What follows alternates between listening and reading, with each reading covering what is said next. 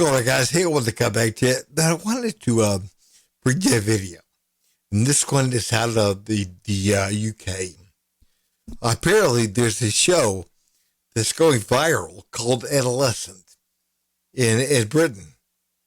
And again, it's sparking a nationwide debate on masculine violence, white masculine violence. And it sparked the debate on that because in this show is a fictional account of a 13-year-old white boy that killed his classmate because apparently she was making fun of him or something. And again, it's not real. It's not real at all. And again, this type of crime never happens. But again, they're talking about it. And I'm getting ready to show you guys a clip of a politician who goes on a morning show. And, they're like, have you seen Adolescent? And she's like, no, I don't have time for that. I'm out, on the streets trying to make the country better. And, I just don't have time for it. And they're like, what? I can't believe you haven't seen it. And I can't believe that, because again, you can learn so much about the country by watching it. And she's like, actually, no. Again, those crimes, that crime does not typically happen. And again, this is all about the mainstream media and, liberals pushing what they want to push. Again, they're trying to push a certain narrative. Anyways, guys, man, watch. Have you watched Adolescence yet?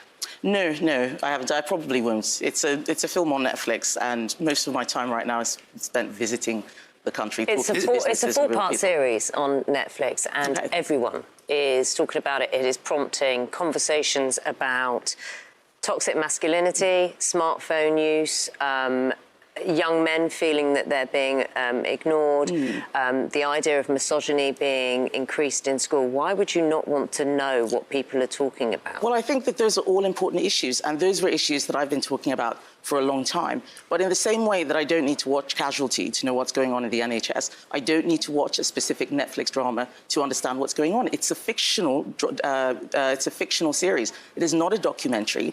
What I've been talking about recently, for instance, is banning smartphones in schools. I've been going to schools all around the country. I was in Evesham just yesterday, talking to head teachers, talking to the students, and they talk about the problems that phones are causing. The difference this documentary has made compared to, say, a politician, any politician, leader of a party, the Prime Minister, going around talking in schools, is this has made much more of an impact than any politician has in terms of what people are talking about right now. Guys, we're out of bounds.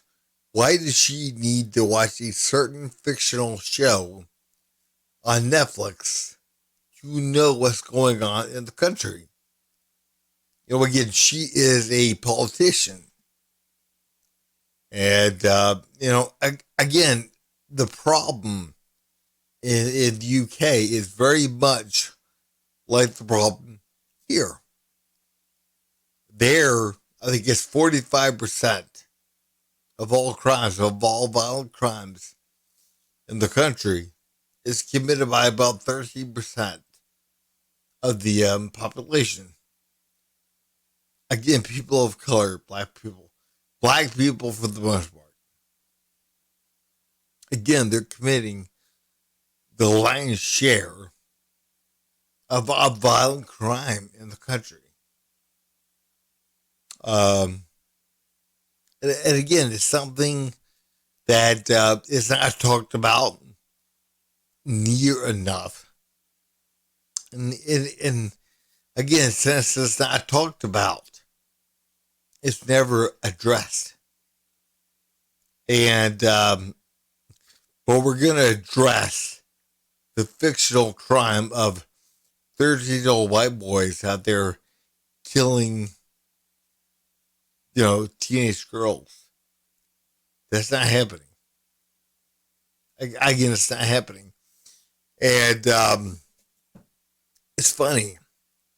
There in the UK, they want to push this. And they want to push that a child, 13-year-old white boy, with both parents in the home, is, very capable of doing this. It's not only capable, but this is probably going to happen much more, because again, there's two parents in the home, but that doesn't matter. That truly doesn't matter according to them. But it does matter. It does matter. Again, have both parents in the home matters quite a great deal to how the child is raised, especially with the father in the picture. And that's, again, that's something that's been shown over and over again. But I'm going to play a little bit more of this interview. And, again, kind of show you guys the absurdity of the whole thing. Watch. One of the things that I'm more bothered by is the fact that just yesterday we had Labour telling us that they're not going to be investigating the rape gang scandal, something which had happened all across the country. That's real. That's happening right now. We're not talking about that. We're talking about a fictional documentary. We had thousands of, if I may just finish, we had thousands of victims. Female victims, those are girls, young women, and some boys too. I met the mother of a boy who killed himself after being a victim. I want to talk about that because that is real. And yes, I'm glad that the Netflix drama is something that people are talking about, but it is not the only thing. There are many other things that are going on. And my job as opposition leader is to hold the government to account, get them to hold a full national inquiry on what is one of the biggest scandals in our country. And do you stand by the thing you just said a moment ago, that you're comparing Adolescence with Casualty? These TV programs, did you really mean to say that? I'm saying very clearly that my job is not to watch lots of TV. My job is to get out there and make sure that I'm talking about the issues that are happening in the country right now. There are many ways for us to be informed. Adolescence has made more of an impact than any politician has on parents and when it comes to the issue of smartphones and misogyny, and yet you are saying, despite that, you don't need to know about it. Well, no, I haven't said that I don't need to know about the issue. You don't need to watch it. I don't need to watch a specific show to know what is going on in this country. It's a fictional show. Let's talk about what's real. I'm going out there every day. I have constituents coming to me telling me what they're worried about. I had a colleague, an MP, who was murdered due to Islamic terrorism. You look at what's happened in Southport. You look at what's happening in Rotherham, in Oldham. There are real issues. We got to buy into the possibility that the white 13-year-old boys, again, they're an actual problem in the UK. And again, no, they're not. Again, if they were a problem, that'd be fine to deal with it. But that is not what the problem is. Again, the stats in the UK are very similar to what they are here in the U.S. And the majority of violent crime in that country is committed by young men of color, black men, for the most part. I think somewhere around 45% of violent crime is committed by 12 to 13% of their population. And again, those numbers should sound familiar. I think here somewhere around 12 to 13% of the population, the black population commits about 55% of all violent crime. And again, those are things that we should be focused on. Now, again, I'm not saying that we should have a Netflix special or whatever about that, but I am saying that we have to deal with things. In the UK, they got to deal with things too. And again, the politician, the lady, she's dealing with the actual problems. Again, not with the Netflix or whatever they say the problem is. She is dealing with the actual problems. And again, they're not 13-year-old white boys going out there killing teenage girls because they're upset. Because their advances were rejected. And again, they have toxic masculinity and whatever. Again, we gotta understand, man, this stuff is not real. The actual only problem right now in the Western world is the lack of masculinity. That is what the actual problem is. Because again, if you weaken men to a point where they're like, they're again, they don't want to talk up too loud, they don't want to speak up, they don't want to. Again, what you've done is you've denuded men. And what do men normally do? They normally defend their countries, their areas. And again, that's what they want. They want to neutralize the threat. And again, they've done so. It's been very effective in a lot of different ways. But especially, man, when you're talking about toxic masculinity and again, the bullshit surrounding that. But I want to play for you guys a short video clip of Candace Owens. Candace Owens talking about, again, something similar. And the way that we're controlled. And the people need to wake up. They need to pay attention. And again, men, for the most part, they are breaking it down. They are trading in their traditional ways. And again, it's not for the better. I'm not saying that we didn't have violent men, but again, there's still violent men. There just aren't enough good men standing up. But watch this clip from Candace. So, true story. The CIA, back in the day, did this experiment where they placed 18 people in a room. 17 of those people were actually CIA agents, and one of them was just an unwitting member of the public. So the person that was running the experiment showed every single person in the room a picture of a triangle. It was very clearly a picture of a triangle, and he asked every person in the room to simply state what they saw on the picture. Well, despite it clearly being a triangle, all of the agents were instructed to say square. So imagine you're in this room with 70 other people, you think that you're all off the side of the street, and they start going around, and everyone says, oh, what is that?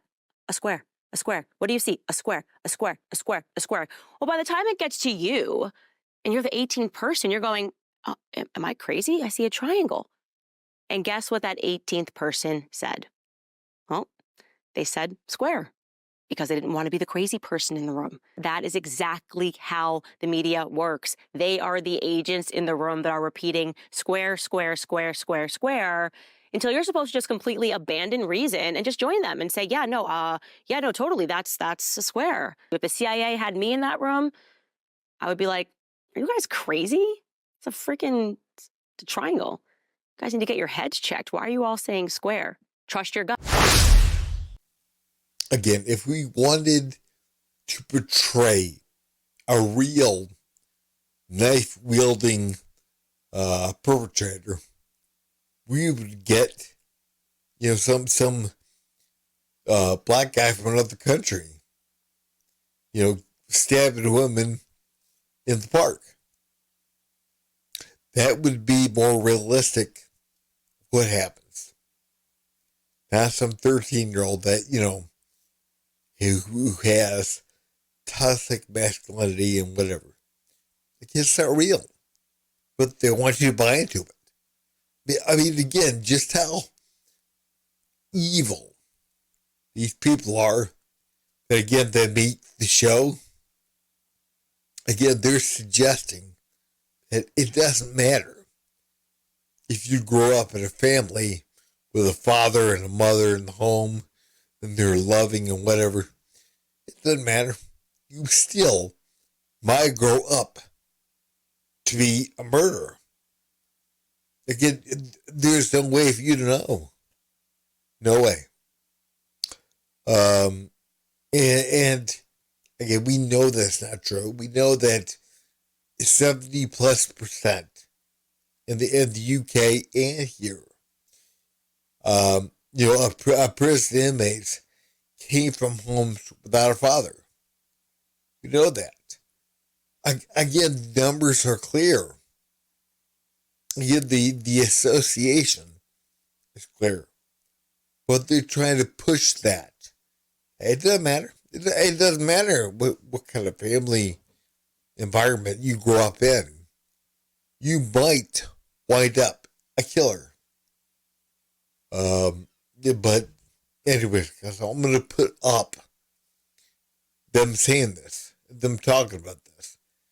And, again, like Keen and someone said, they're pushing a certain narrative.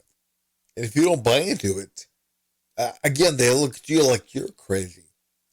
Even though the numbers, again, you would have right. Watch. This wasn't about othering Jamie. Don't put this in the extraordinary. Make this feel like it could happen to you. Because that is the reality of what is happening in our world.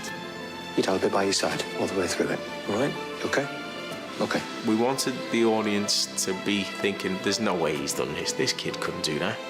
So for him to see this act committed by his boy, he's poleaxed. And his life from that moment on will never be the same again. It was really important to Stephen that this wasn't a show that made easy answers. The one thing he said to me right at the beginning was, we can't blame the parents. I didn't want Jamie to come from a background where his mum was a drinker or his dad was violent and aggressive. I wanted to eliminate all of those things. To try and get the audience to ask the question, why?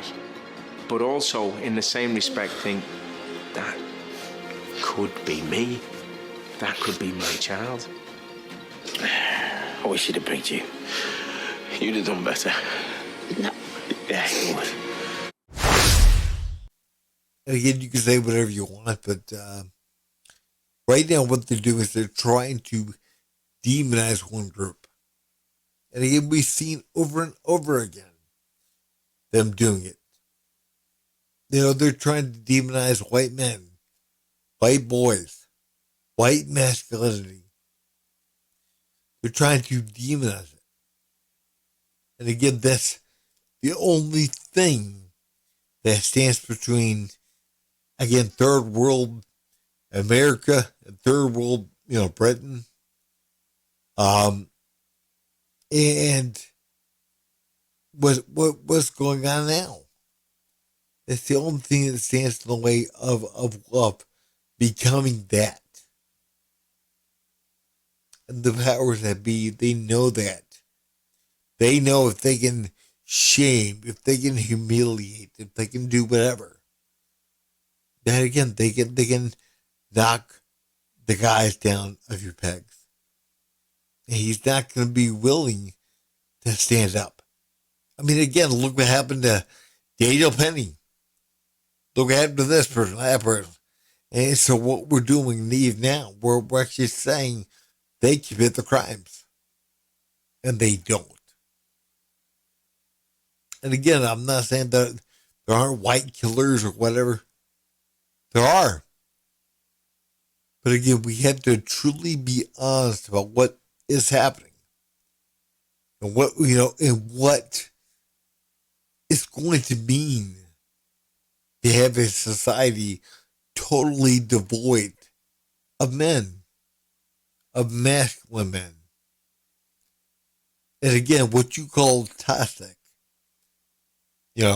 misogynist, whatever. It's just guys, again, in many cases, acting like men. The same thing that attracted you to him is the same thing that many women use, leftist women use, as ammunition against him. Guys, I want to show you one more clip of them talking about Adolescence from the creators.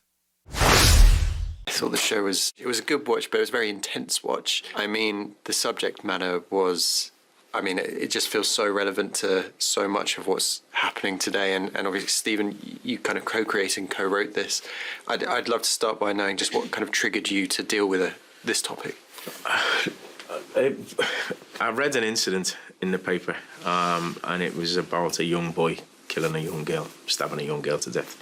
And then not long after that, I saw on the news, on the television, that, it had happened again in a completely different part of the country. And a young boy had stabbed a young girl. And if I'm really honest with you, both of those incidents really hurt my heart in a way. And it just made me think, what's going on? Why?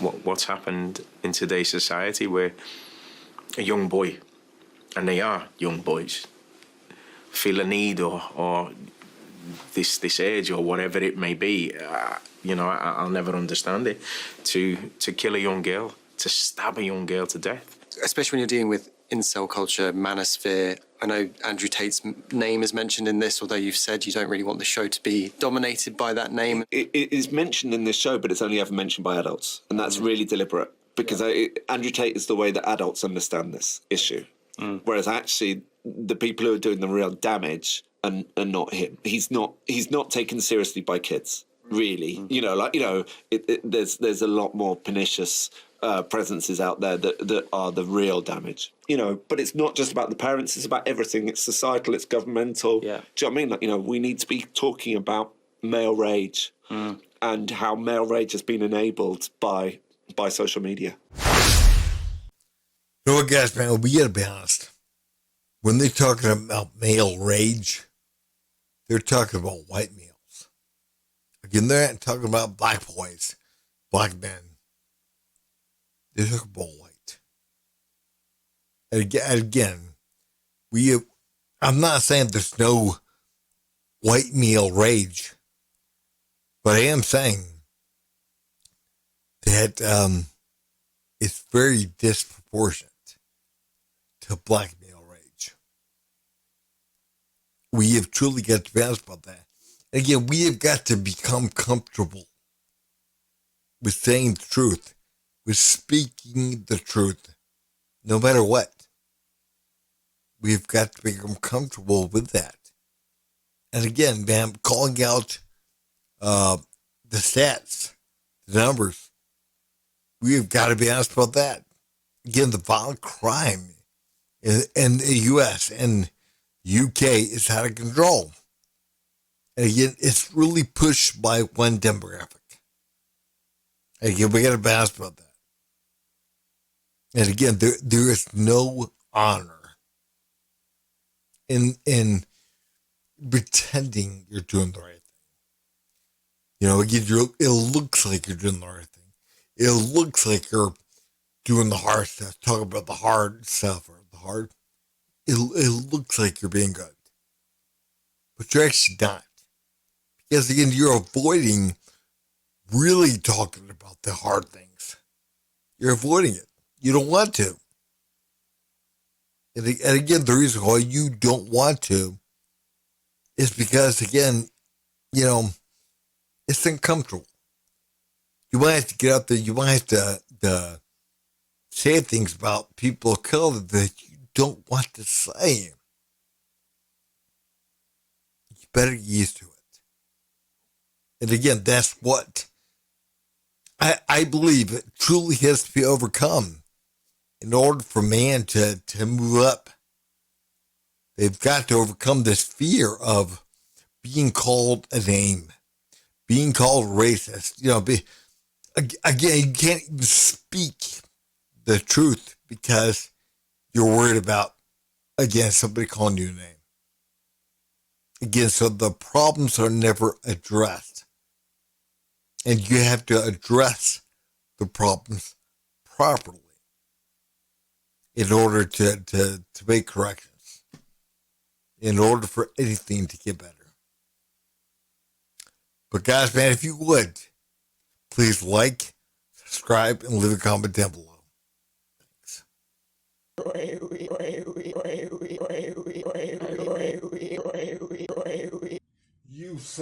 You son of a